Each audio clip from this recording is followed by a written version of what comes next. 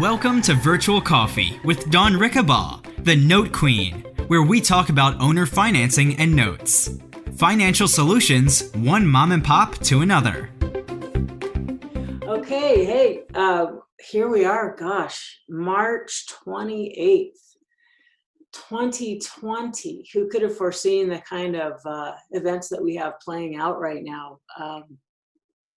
Anything having to related, this whole call is hosting questions related to owner financing and notes, because it's, the whole premise is that once you understand the discounted market for notes, there's so many more solutions that you can bring to the marketplace. And if we ever had a time for that, it's now. So all of us that have been maybe a little bit niche players, I have a feeling that a lot of the strategies that at least I've had my head into for the last 15 plus years are really front and center. So this is where we can, if we haven't already, we can step up and shine and literally create financial solutions, one mom and pop to another, because guess what? The liquidity's dried up again, right? So first there is, and with every day bringing so much new news, I apologize if I'm not up on the latest and greatest, so please participate. This meeting is the best when everyone kind of brings their perspective and what they know to the market or to the conversation here today. But non-QM mortgages, that means even though rates are near zero, that's what the banks get to borrow money out of. But that's not what, they're not passing that on to you unless you're, what is it, really A+ borrower, right? So you have to be qualified for a qualified mortgage. I don't know specifically all that. Also, I saw another article in the last couple of days where even FHA sort of financing could be at risk, where they need to, now you have to have instead of a 580 plus credit score, it might be 660 and all sorts of things. So for regular buyers, unless you're that A+ borrower and have not been affected at all so far by the lockdown and the economic crunch that a lot of people are feeling, that means there's no bank loans for you. So if you want to buy something, then really you're looking at the strategies like owner financing, have the seller be your lender, or do a lease option. Hey, I'll lease it for the next year, 2, 3, 4, 5, whatever it is, and then I'll buy it. There's creating the note and then selling it so the seller gets more, some money out of it, more than a down payment that you have. I mean, it's really going to be down to right now, when we're in this massive remodel of a time, a massive reset. Yeah, I think that I've been wanting to end the Fed for a long time. Probably many of you have seen my little Washington on Wall Street is like a tapeworm sort of slide, but it's our financial system's horrible. But when I know some people, I can already hear the voices in my head, but there's no doubt we're in a major reset or transition with basically the end of the Fed as we know it, which I'm all for. They're a bunch of criminals at the top of the financial system, and it's kept the rest of us in debt slavery. And in the meantime, $21 trillion can go missing from the Federal Reserve, and nobody seems to say that, $2 trillion bailout package. Well, what about the 21 trillion that disappeared that could have been used for humanity and our country that nobody knows where it went? So there's a lot of weird things that are shaking out. And like I said on the other call earlier this week, I guess that was Tuesday. If you weren't on that, to me, it's just like the equivalent. I really am super positive and hopeful, and all my creative energy is going towards visualizing what do I want. If I was visualizing the best thing that can happen, what do I want? And just staying as peaceful and present as I can, and then using my creative the love and excitement that I can muster to vision and bring forth something new that's really positive, not not just for me, not just for my town, not just for my country, but in the entire world. So I really think we're on the edge of some really incredible things, and we just have to be able to uh, stay grounded. And if you haven't really dug deep to, if you don't have a faith or something that grounds you and helps you stay solid when all these storms and winds are flowing, you're going to feel really freaked out. And no doubt a lot of people are going through a lot of really, really difficult things. And we all have through our lives. So it always comes down to, how are you grounding? How are you going to stay quiet enough so that you can hear your inner guidance, so that you can thoughtfully discern to the best of your ability, what the truth is and what the right course of action is. It was kind of funny. I last night, don't do this very often, but one of my adult daughters said, "Come on, Mom, I want you to sit down and watch Frozen 2 with me." And it was a cute little movie. But one of the points was, at one point in the movie, the little princess gal says, she loses her sister, she loses everything. And then she goes, "Well, I don't know what to do, but all I need to know is I need to get up, put one foot in front of the other, and do the next right thing." So I think it's really a great time for us to sit back and reflect upon our personal lives, and we're forced out of our routines, which is a real blessing in a lot of ways. You're forced to be quarantined with family members, so any issues you haven't resolved so far are probably getting exaggerated. But in my perspective, everything that's coming up is coming up to be healed and released. So that's not only on emotional, spiritual, physical, everything. So I'm pretty excited about it. So to me, the owner financing notes is just one piece of this puzzle that we can use for ourselves, and to still keep going to create solutions. And we can still buy and sell. Like my whole theme in that I've been developing is nothing around bank loans, except for these days. I'm not really. I've added a lot more openness, and I guess 2 or 3 of these where I've taken property subject to, but it's so long as I didn't have to qualify for the bank loan. So in that case, so those are some of the things I'm looking toward. And I know I'm kind of rambling right now. And I want to, Axel, was there something I started to say that I forgot already? Can you tell? Well, you briefly touched on Tuesday's webinar, and then you were kind Yeah. of going off with your thoughts on that Yeah, so topic. that was a really fun call. If you haven't already, go back. The replay is up. I made a blog post that's a work in progress that I haven't posted. I think just a blog that I sat down and wrote for probably over 3 years. So I don't know. One thing that's coming up for me is I want to get back into doing some of the writing. I love writing. So anyway, go check out that blog post, watch that video when you have a long time. It's like an hour and a half, I think it went.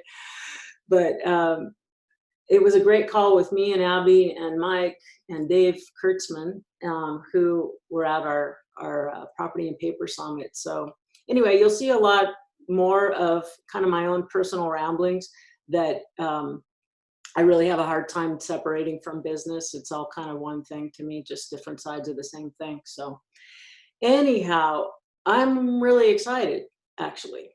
And maybe that sounds insensitive. It doesn't.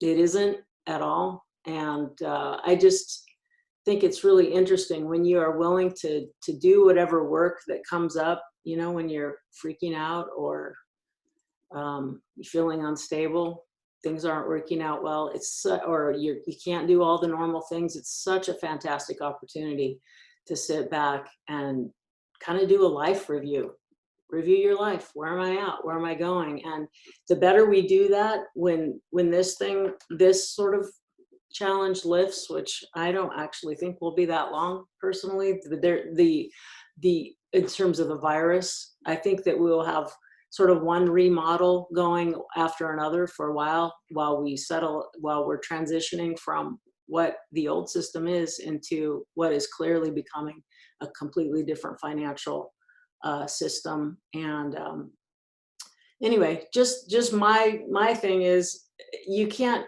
do anything if you don't have enough peace of mind. So if, even though I'm sitting here, like a lot of you are probably doing, I'm going, okay, once this whole virus thing, pandemic has calmed down, what am I going to come out with?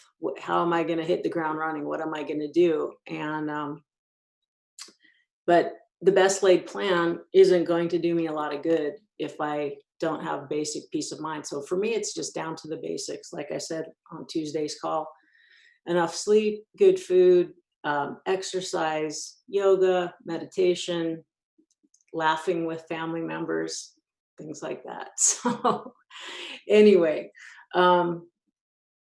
so the things that I've noticed these days, of course, there's a lot of people emailing me, calling me, saying, hey, our business is based on this, that California shut down, we can't host weddings and our other group gatherings, can you help us out? So those emails are starting to come in. And so it'll be interesting to see what happens April 1st. That's when, April 1st, that first week, we'll really see who's going to be able to pay their mortgages and what sort of workouts are we going to hit. But anyway, I'm not going to go all into that. You can read my blog, and if you want to listen to that meetup video that we did, which was, to me, super gratifying. Anyhow, so I'm going to start going through these. And while I'm looking at this, Axel, you want to do a little of your gig? Sure, no problem. And Perry. So as a reminder, I kind of went over this before the meeting started, but call quality is super important. So if you have a noisy background, just try to mute yourself. And if you need help, I will help you. If you have any questions, you can chat them over. Some of you have already started doing that, which is fantastic. I will field those questions over to Dawn. And you do have the ability to unmute yourself in the bottom left corner of the screen. So let me jump right in. Damien was the question that came in earlier this week. Dawn, I forwarded that email from Damien. That was the gentleman that you were referencing in the beginning of that call. Oh, okay. Because I feel bad that if he was like, yeah, he chatted. He's like, "Hey, it's me. It was me." Okay, fantastic. All right, let's just hit this because you were okay. Let's see. Risk management. I've heard about some horror stories related to private money lending.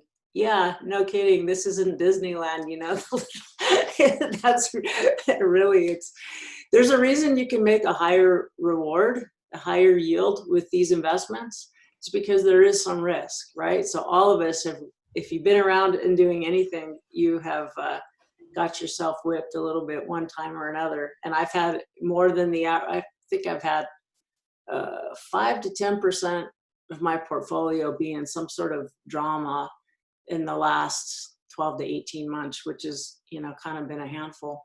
But yeah, there's risk, no doubt. And this shouldn't be your emergency money you're investing with. And of course, you should have had food storage and water and all the basic necessities for preparedness.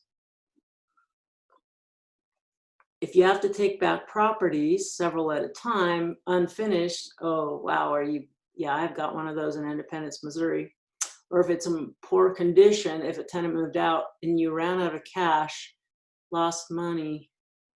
What's your approach to risk management in terms of reserves? Do you keep any per property? No. How can you better protect yourself in a down market? Okay, that's very prescient, right? That's what we're dealing with, a lot of risk management. And really, Dave Kurtzman, unmute yourself. I just want you sort of on this call. Go ahead, Dave. I'm here. I just can't get my video to work. What's wrong with your video, Dave? I have a Mac. What can I say? A Mac? Of course, Whatever, I have a Mac. for whatever reason, it won't come on. Right. So your best thing is your best protection is when you buy. Your underwriting. That's why banks have all underwriting departments to go, given this set of scenarios, what's the statistical risk of default or financial loss? And so basically that's when you're making a loan.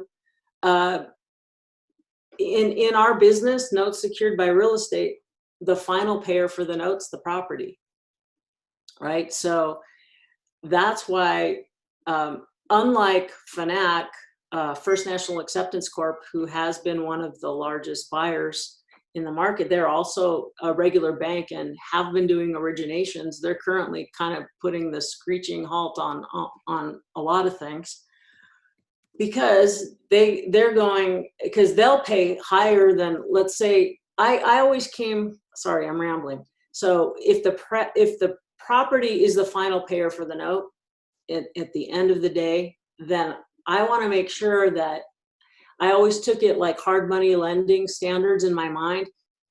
It was when I was starting around in this sort of thing, in the mid 2005, 6, 7, doing lending, hard money lending, we wouldn't go over 65%. So in the back of my mind, there's a reason that that's kind of standard underwriting, and it's because that helps you avoid most financial loss, even in the worst of scenarios. So that's why a lot of times I don't like going higher than 65% of the value of the property. And then that is hinged upon, do you really know what the value of the property is? I can't tell you how many times I've got a BPO before I bought a note, a broker price opinion or appraisal, and it's much higher somehow than the BPO I get once I have the property back deed in lieu, right? So in some areas it can be harder than others. Let me just make a point, Don. Yeah. Be careful of looking at appraisals that are provided by people, because there have been some big court cases in California of totally fraudulent appraisals. They just take a blank appraisal form and create an appraiser, et cetera, et cetera. If you've got to go check out the market yourself. Don't ever trust what somebody else tells you.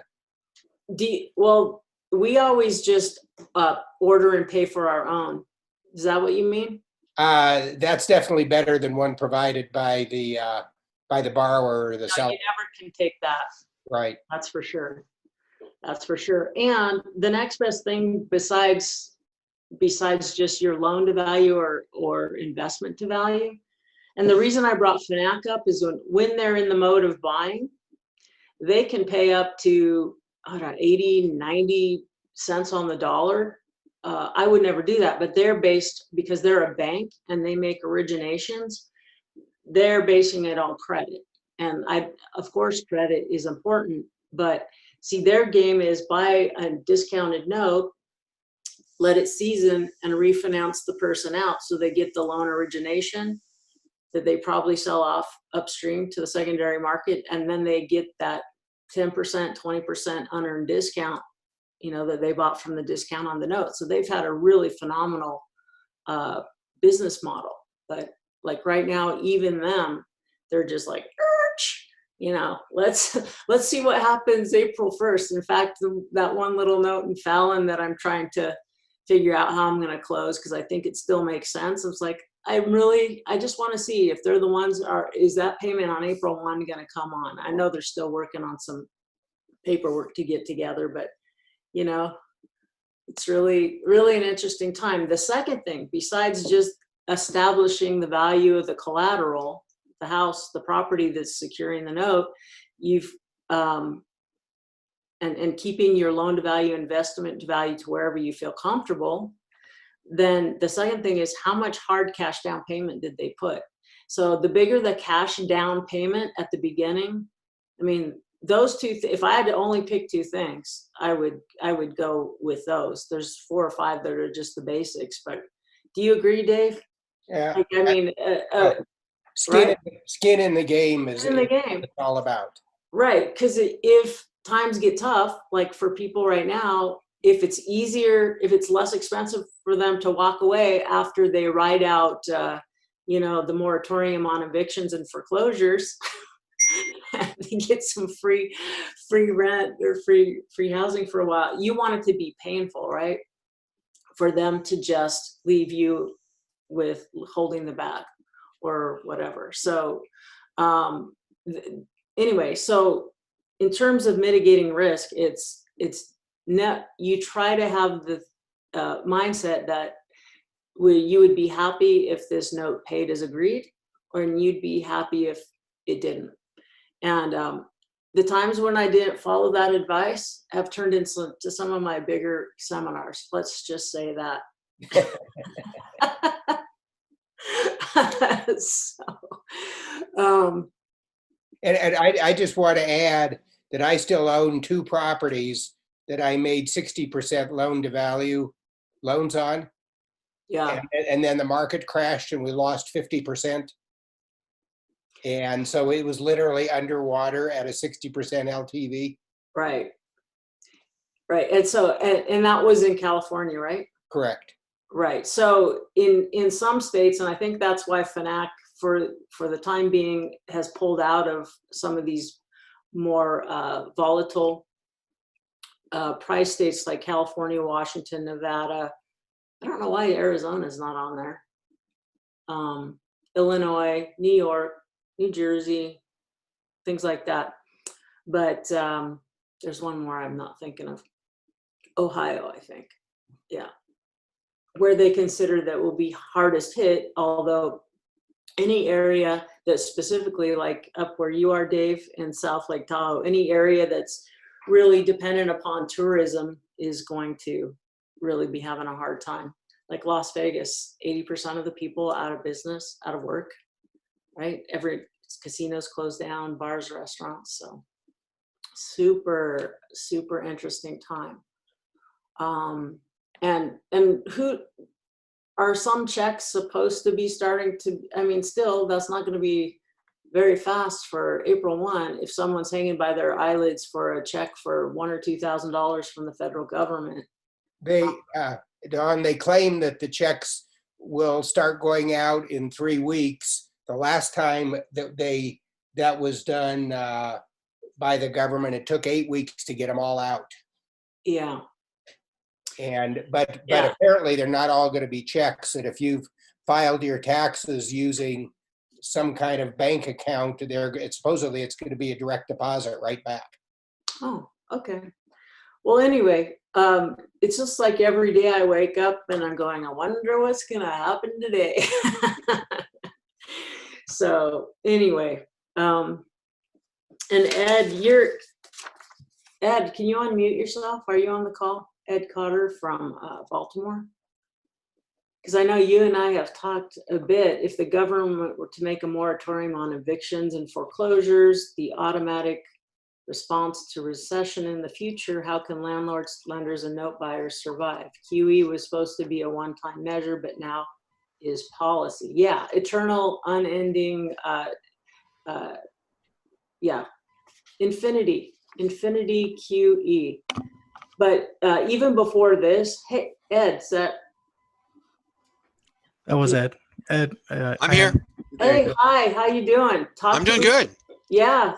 Well, what are you thinking? Don't ask me. Like, you've been in the business a long time, and you've done a lot of loans. What are you? Well, I've done a lot of loans with my own money, and the suspension of evictions really has knocked my legs out from under me. I was expecting some kind of downturn like this, and so I made loans into less desirable but not war zone or high board up areas in the Baltimore area. Right. But if the tenants, and the concept is that as things get bad, people who are currently or had been better off would kind of fall down into that area or those areas. But if you put a moratorium on evictions, then you have dead cash. There's your money is just, it's almost a confiscation. And I can survive. The landlords can survive this if it's a few months, 6 months, 9 months. But if this becomes the new playbook for the government, which is what they've always done in the past, is they find some solution to today's problem and then they tuck it away in the back of their mind and they go back to it again and again. And I think that the quantitative easing from 2008, it was sold as a one-time solution, emergency solution. And they continued it for years. And then back in September, they expanded it, went right back to it when the repo market froze up. And today with the coronavirus solution, they're just expanding their balance sheet and will continue to try to stave off what I think is basically a pressure cooker of a depression that is building up. But that doesn't, whether that's true or not doesn't matter. What matters is the government going to change the rules on us? And think about what that means to the discounted note buyers. Defaulted note buyers, I should say. Everybody who's on the capital side of real estate is at risk. So that's what I have to say. Yeah, no doubt. Because as landlords and lenders, we got our hands tied, and this is stopping at least 2 transactions. I mean, this guy in California that he. Man, I made him such the greatest offer, but he just couldn't bring himself to. Clarissa, you're on here. The Bakersfield deal that, I talked to you about, and I made him just a killer offer to leave a lot of money on the table if he would just cooperate and not make me foreclose on him. So basically we get to the trustee sale date and he files a BK13. Well, great,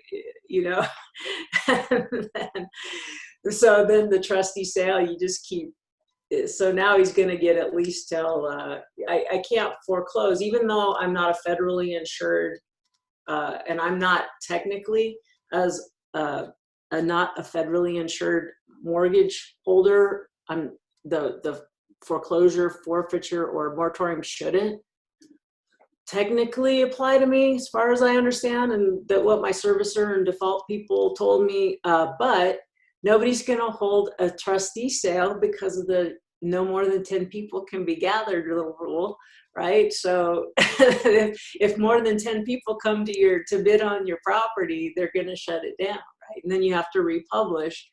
On the other side of things, I don't know. I have some thoughts and some things that I've been following for years that kind of give me a little probably off the cuff sort of perspective, that I'll probably sort of put some thoughts of those in as I continue my blog posting and other things that I'll share for anyone who cares. You know what? This is all for entertainment purposes only, right? But I really think that there could be some sort of massive change that actually, I mean, it is so unsustainable. It's absolutely ridiculous. And then how about but our system has been brewing on that for a long time. And ever since the Federal Reserve, that 1913, that was not a great thing that happened, in my opinion. And then we went off the gold standard. That was not a good thing. And so our whole system has been unsustainable long before the pandemic. So I think this is in nursing, it's kind of like the death throttle. You can just, that sort of breathing that happens right before someone's not going to have that much. Well, can I respond to that, Dawn? Yeah, go ahead. Yeah, I think you have touched on a really key point, which is that the coronavirus is the trigger of the economic problems that we're experiencing. But I think a lot of people who aren't paying attention or don't pay attention to what's going on politically and economically, to them, the coronavirus is the problem. And I think that distinction is really important to keep in mind as we try to work our way through this and converse with people and to design solutions. Right. To me, it's providing cover for a lot of other operations that are going on, really. and in the public mind, to give people a plausible explanation for what's happening.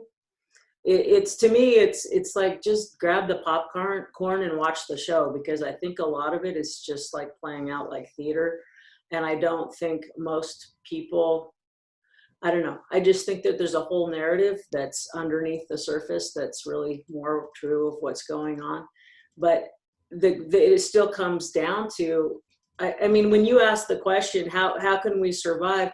I really think that there could be some sort of thing that will be ultimately really liberate people from this, what I would call a debt slavery system, or Babylonian money magic system.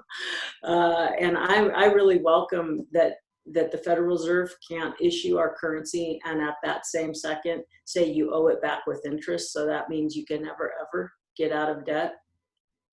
It just remains to be seen. So we all have to be alert, and therefore, you know, do whatever you can to stay in your logical mind, which means out of your lizard brain or whatever, where you're just dealing from, you know, adrenaline and fear and anxiety.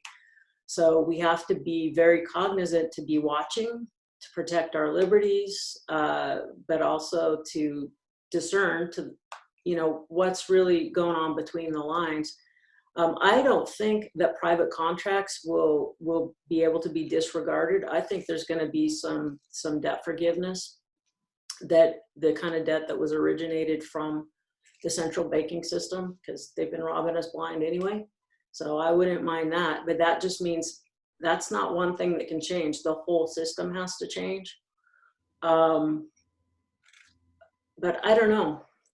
You know, I wish I had the answers, right? We're just here. Nobody has a crystal ball, and we all have our perspectives, but it is a really tough time. And I was on a really interesting call with some just delightful gentlemen yesterday, and they're involved in a pretty high level mastermind group.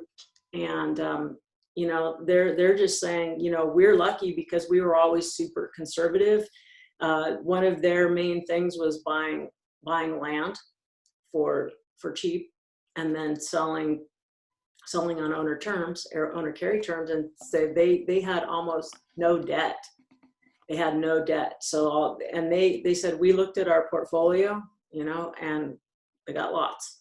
He says, you know what, we could survive just fine, even if all of our borrowers didn't pay for the next 6 months. Now, they're not expecting that, but he says a lot of our friends that are more highly leveraged, 60 days from now, they don't know what they're going to do. So, you know, there's been, if you've been pretty conservative on how much debt you'll take on, then you're probably doing a lot better. I'm really, really glad at this point that, you know, everyone said it's stupid to pay off your house. It's stupid to have free and clear properties. Okay, but I'm feeling comfortable that I did that right now, right? Because my overhead, even if a lot of my, you know, things don't come in as expected, it's not like I'm at the point of losing my house, or, you know, the couple of things that we use for our family, our extended family. So on the other hand, I'm kind of glad that I do have some debt. I have a really nice property I took subject to. And if there is any sort of a jubilee, I'll be really glad to have that $600,000 wiped off my slate and on that property free and clear. Now, that might be a pipe dream. I didn't buy it hoping on that, but I really think some really profound shifts are in the works. And all I know is, like, all you can do, nobody knows. So you could take one step at a time and do the next right thing. Just like the movie Frozen, Disney has the answers for us, folks.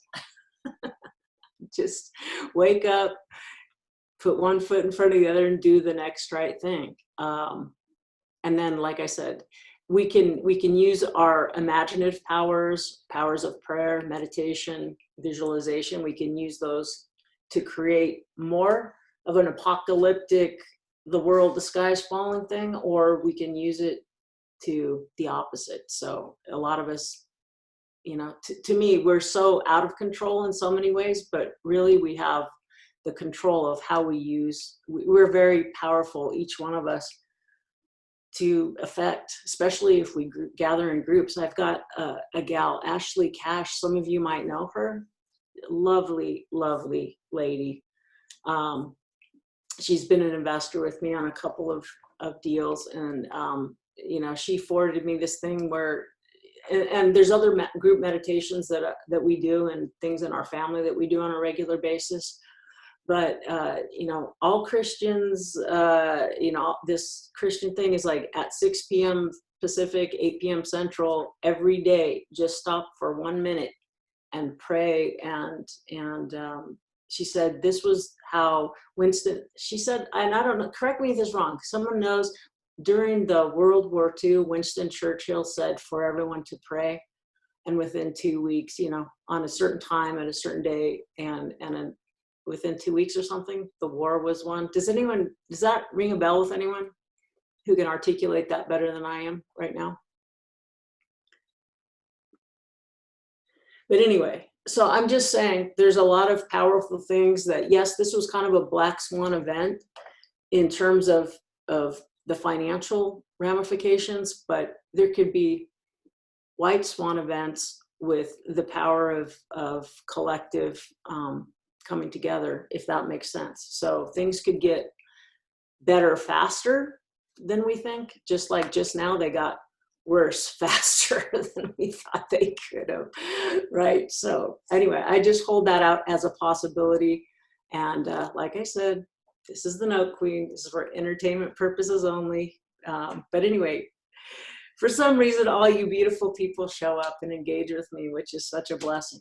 So Ed, any more comments? I really appreciate you coming on. I've always appreciated your comments and your. Oh, thank you. No, I don't really have anything else to say. I'm just fearful of what the government is going to do to remove the underpinnings of what has been the capitalist and environment in which people can trade freely. And I mean, they did that.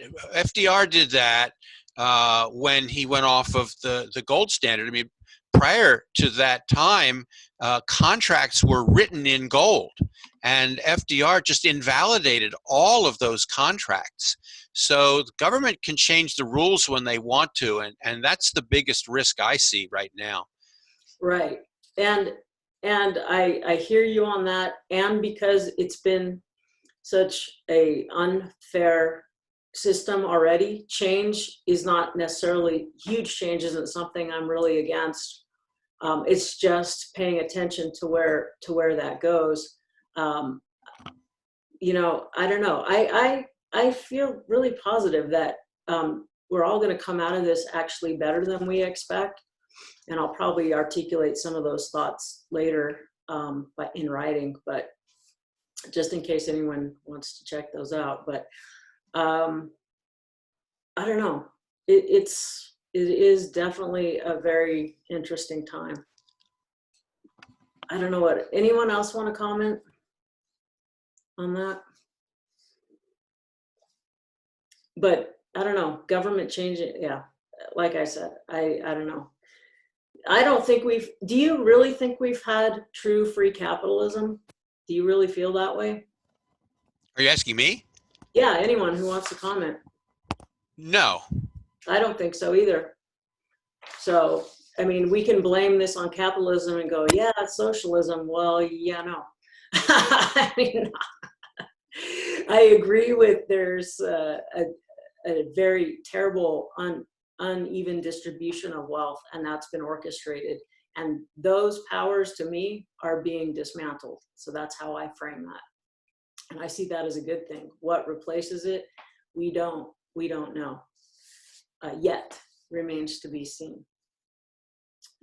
But anyway, so then it just comes down to right now, since what's the next right thing? I'm taking emails from renters and mortgage payers and conversing with my investors, and then for me, I'm getting into more of seller financing, and maybe there's going to be more people that are ready and more motivated, and they need a solution that we can provide in our own communities. Like you guys know, I'm only a small operator. So what I'm doing is because I just love to have these conversations and to share thoughts and to inspire others to do in their communities what I'm going to do in mine.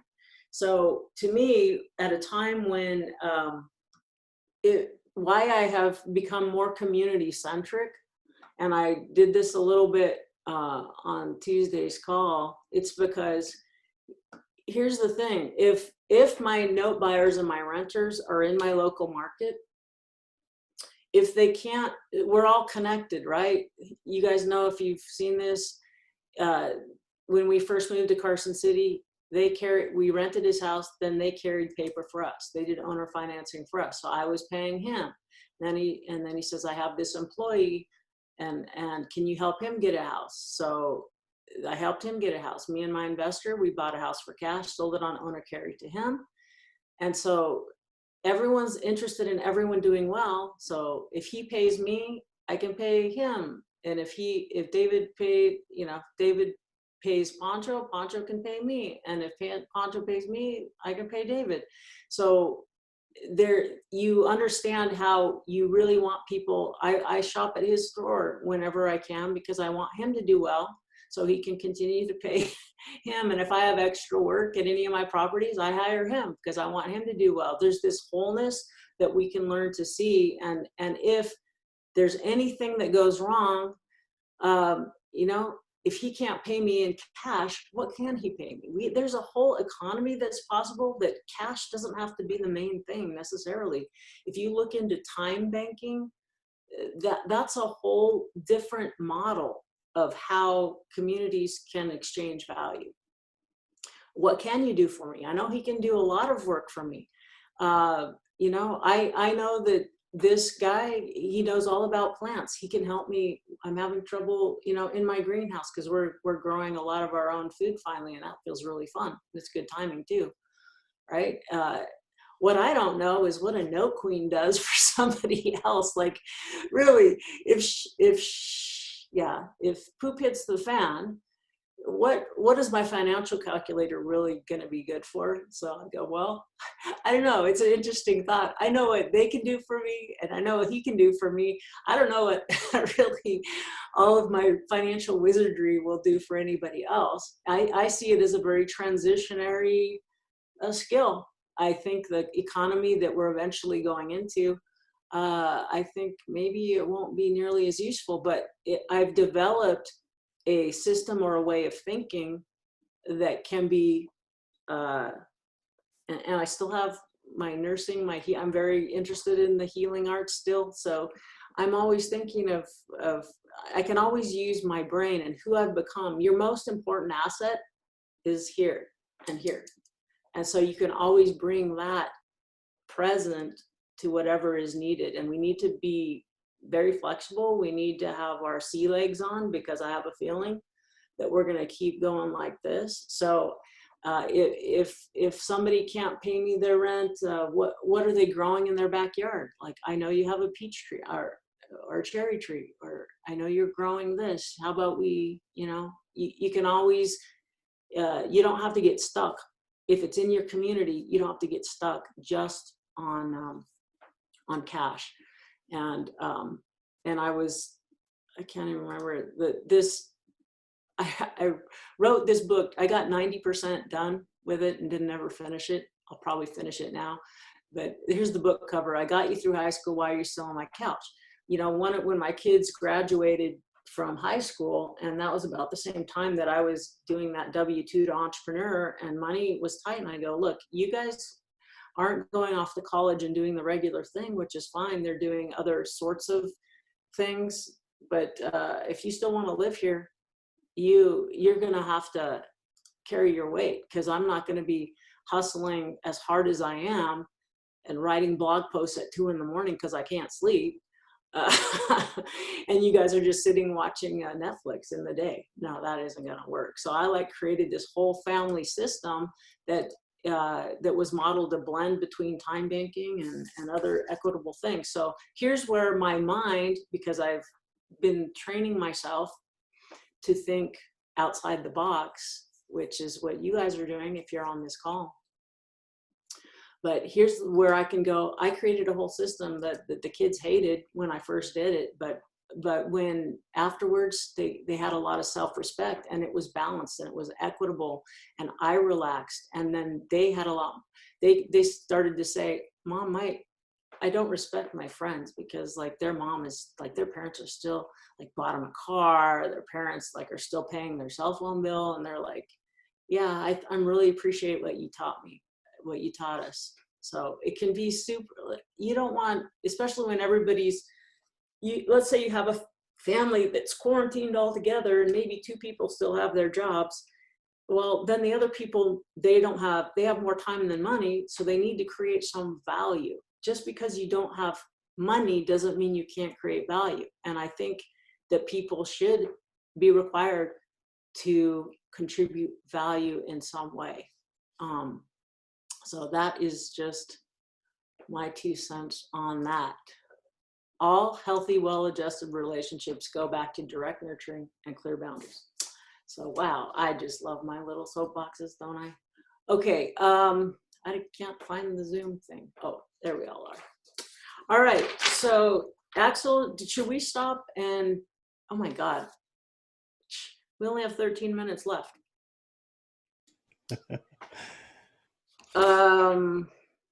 Yeah, so there's a lot of people.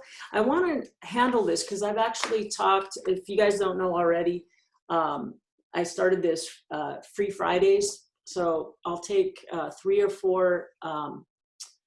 4 sessions every Friday, except if I'm out of town or otherwise engaged, where I just will get on the phone for free. If you want to go see that, where you could sign up for that. Oh, goodness gracious, Note Queen site. I'm just going to show you. So, and actually, since I've been doing this, so click on the consulting thing. It's over here. Here's where you could, so this yellow part, to schedule a free 30-minute strategy session, click here. I can take 3 or 4 30-minute calls each Friday. And I've been really, it seems like I'm giving of myself, but I'm telling you, I'm getting more back than I'm giving. I can tell you that. I just feel that way. It's just really a blessing to connect with people. But a lot of people are going, how do I get started, or what do I do? And especially right now, I'm so just saying, you know, how do you get started in the note business? So as I have said so many times, the low-hanging fruit for a lot of people is to carry paper on property they already own. You're in the note business. And a lot of times, I was talking to this guy where he goes, yeah, but if I carry paper on property I already own, I wish I could just bring it up. It was something like, he was so great. He says, actually, you're the reason I've been listening to you. You're the reason that I decided to carry paper on my first property. And now I've got these other, you know, he's got 5 or 10 other free and clear properties. And he goes, I'm wondering if I should. I said, well, you should probably, if you're thinking about repositioning, I would sell. That's a lot of equity to be stuck in one market. I think it was all in Riverside County or something. So you might want to take some equity off the table unless you're willing to just ride something out as a rental for a long, long time. Others, you might want to create cash flow out of it. But he goes, yeah, but to get my price, I can only charge 5%. So, but his property was worth something like, I don't know, $400,000, let's just say. So let's say they put 40,000 down. So that would give him a 360 note. He says, well, to get that, I can't charge more than 5%. Let's amortize that over 30 years for those of you. So that they can pay that, you know, they can pay that as principal interest. Probably rent is about that on that property. Then you have taxes and insurance. And he goes, well, I don't want to just be making 5% on my money. And I'm going, how much do you have in it? Because he's owned it for a while. Well, I bought it at the bottom of the market. I go, well, that sounds pretty promising. Yeah, I bought it for 100 and I put 10 or 20 into it. So of his own money, he's got 120,000 in it. Then that's 40,000 down payment. Remember that? So he's got the $400,000 property. If he owned or carried it, he owns them all free and clear. He got 40,000 down, 10% down. He creates 360,000, 5% over 30 years. a monthly payment of $19.32. Okay. So he goes, but I want to make more than 5% on my money. So then I ask him, right, how much do you have in it? 120. And then he gets the 40 back. So he only has 80,000 of his own capital left in it. So now let's see, even if he lets it ride for 30 years, which he could put in a balloon at some point. Now let's see what his yield does. Holy smokes, 20, we're going on 30% yield. And I said, you're never going to take that money, pay your capital gains, and then ever, it's really difficult to find someone else's note at a discount and make it's low risk. This is, and make 30%. Even the people buying a bunch of non-performers, I think they average, I want to say in the high teens once they average everything out, high teens, low 20s. So here's how you can do a low risk. He already knows the property. If he had to take it back, he knows what he has. It's not like you bought some crappy little note across the country and it goes to foreclosure and pretty soon you have taken something back that has no copper plumbing left in it or whatever, So he goes, oh, wow, I didn't think of that. So the reason he's making those yields on some little owner carry is because the spread isn't on interest rate spread. The spread is on his acquisition price, his all-in price, and his sales price. So does that make sense? Anyone want to question or comment on that? That's a very important thing for people to get. I want to make more than 5% on my money. You are. if you have a spread on what you bought it for and what you're able to sell it for, that's where the spread, and you can't duplicate that. Most people cannot duplicate that. I can't duplicate that on buying really high quality product. If I take 360,000 and I want to get 29% return, buying somebody else's note. So these are the easy ways that a lot of people, it's just balancing risk and reward. See, that's the easy thing. The next easy thing is to develop capital partners. That's your next, if that's a low hanging fruit, if you can, instead of having to find and build this whole business of being a deal finder, a rainmaker, just let other people do that job and buy notes at an 8% yield, 9% yield. As long as your cost of capital is 2 points less than that, if you can have 5% money, and I do have one lady here in town that will land on 5% in the community if she feels good about it. She's more like, I want to feel like she's not greedy about yield. She's used to the stock market where she probably just lost 30% of her portfolio, the value of her portfolio, but she wants to feel like she's doing good. So I don't abuse this. She probably funds 1 or 2 deals a year. When I say, here's a good family, they can't qualify for bank financing, and she'll do it. So then I can pass that on to my people because my cost of capital is so low at that point that I can make money only charging 6%, if I'm keeping a spread on something. So if my cost of capital was like the banks, if I could borrow at 0%, God, I can make a killing offering people 3% financing, right? So if you can develop your own capital partners, you can find any sorts of opportunities and make money. It doesn't even matter what you're going to throw it at. So anyhow, that's that. We only have like 5 minutes left. It's Dawn? Yeah. Can you hear me? Yeah, who's this? This is Sarah. Hi. I had a couple. Hi, how are you? Good. Good. I had a couple of questions, but now it comes to mind. I just realized how safe I must have been feeling about this 401k. I've been meaning and thinking, get some of it over into, or we even spoke about briefly, to a self-directed IRA. I should do that right away then, right? Move some of the money over there. I'm brand new, so I haven't done any of it. Okay, so where is it now? Where's your money sitting now? 401k. But who's got it? Oh, Fidelity.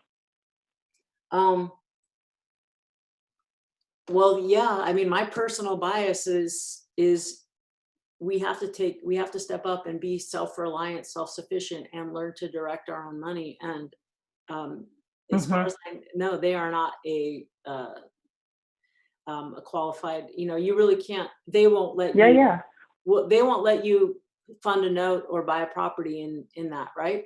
No, No, and I would do it nope. sooner than later. Actually, That's my question. Okay. Abby Shemish, who you guys probably have heard of, oh, that's Axel.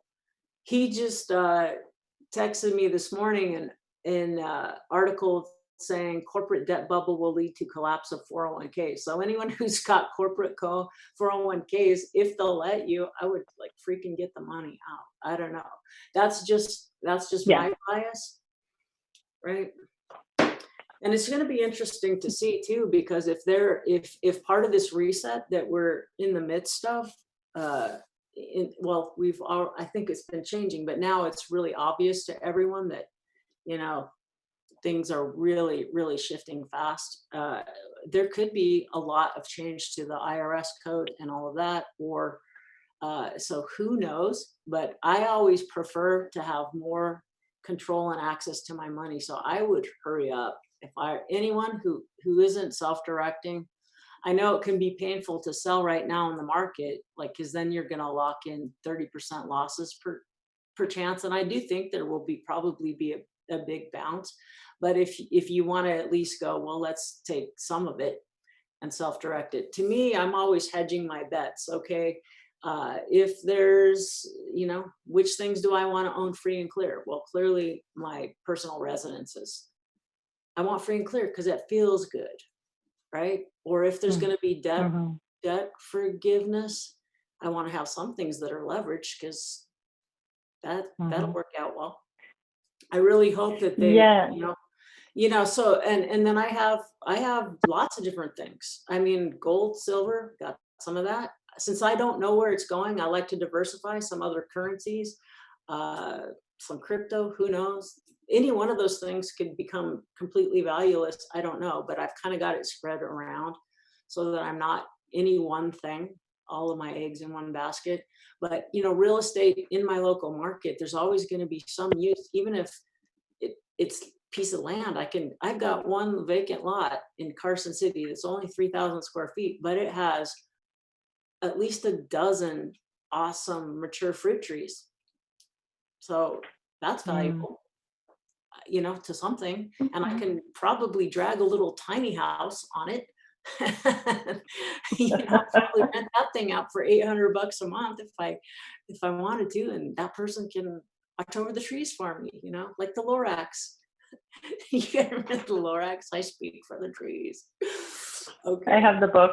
I forget what it's called, but I have it. Okay, I was hoping to squeeze in this other question, just if anything comes to mind, again, being new, not having done any of it to Yeah.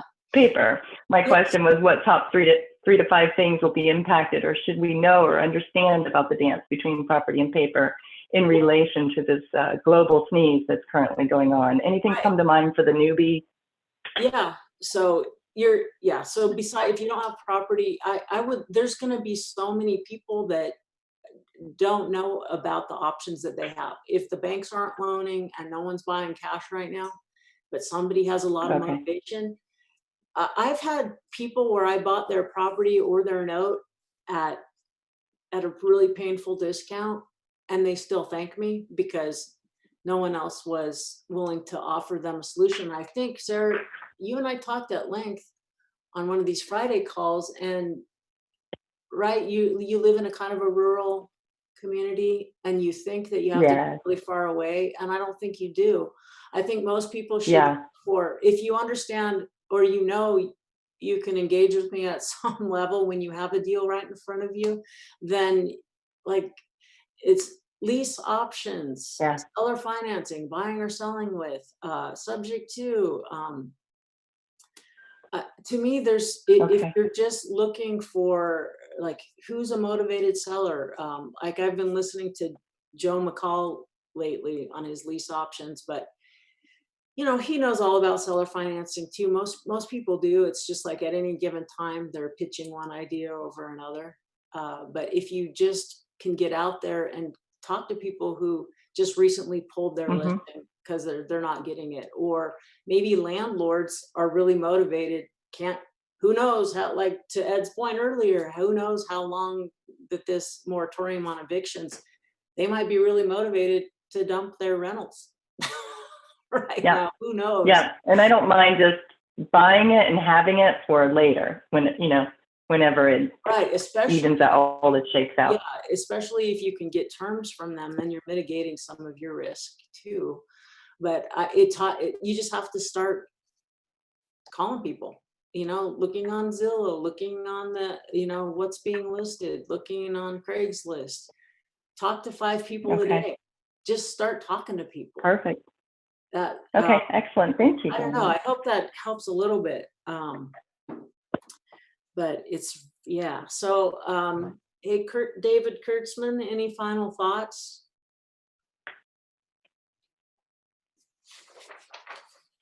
Ha. Um, Oh. I'm a bleeding heart liberal sociology major doing real estate. And I tend to, this is in the last 19 years, this is the third meltdown we've been through. Yeah. And each one of them has come out stronger than the other. And I think in this situation, there may actually be some very interesting notes to buy because, as you say, some of these people may be over leveraged in buildings they bought with seller financing. And the seller now doesn't want it back because the seller is a number of years older than when they did the deal. Right. And there may be some unique opportunities for buying notes or even exchanging for notes. If Right. you've got some property that's a single family that you might be able to trade for a note secured by an apartment building or something. So I remember when I first started in the business, the guy that taught me this, he says, just remember, it's all about peas, apples, and carrots. And cash is a 4-letter word. You have no idea what people might be willing to do until you ask. Yeah. So to that point, in my local market, besides, just going after every owner carry note, going after them, I'm going after the paper, I'm going after the property. Because if I can find the leads, I know I can do something with them. And the more I'm talking to my title people, I'm talking to my real estate agents, is anything falling apart because of the financing, not because the person just lost their job, or they can't go back to work right now. I think the other thing to pay attention to is you don't have to go across the country to find this stuff. Oftentimes it's right in your backyard. Exactly. Admittedly, in California and the higher priced areas, it's a bit more difficult, but it's right around the corner if you just look. Yeah, that's why in the high price markets, that's why I can pay someone's price if they'll give me, if I can't get below market price, I need to get below market terms, but, or not buy it at all. Just say, let me lease it from you for a couple of years and then buy it. Sometimes, so to me, that's more likely what is going to work today. And in the conversation I was having yesterday, it's like, you're doing someone such a favor. What if, you're buying it at a discount, or you're buying, let's say you get owner carry terms, and if they were to sell this note, they'd take a big discount, but that's the kind of note you need to make it a good investment for you. But so hopefully they'll never have to sell their note. And if they do, you've got that first right of refusal in there.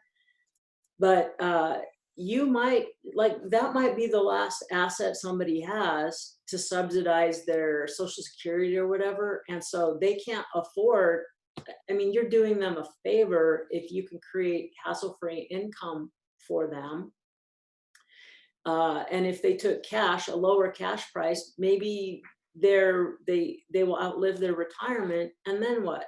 If we take too much of it out as investors, because probably there'll be some screaming deals, and always keep in mind that if you take too big of a slice, then you might leave that person with not enough to survive on, and then they're going to become then they're going to need more aid. So it's invisible. It's hard to see it if you're not in that circle that I showed you. You might not see it, but that is going to come and cost the community more because that person now can't afford. So I don't know if that makes sense or not. It's just like everyone needs to like take their fair share. It's great to make a good profit. You deserve to make good money solving problems. But if any one side takes too much, like someone takes more reward and less risk and it's not balanced, then somewhere that's going to break down, and it will cost you somewhere, somehow down the road, even if it's not obvious. It's just it's universal law. It's just how it works. So with that note, I just want to say how much I really love you all in my community. And I just want to remind you, and all of you I know are this way, just to use your powers for good and go out there and create financial solutions, just one mom and pop to another. You guys have a great weekend, and I will catch you next time, as long as the internet is up. All right. Take care, everyone. You've been listening to Virtual Coffee with Dawn Rickabaugh. For more, please visit notequeen.com.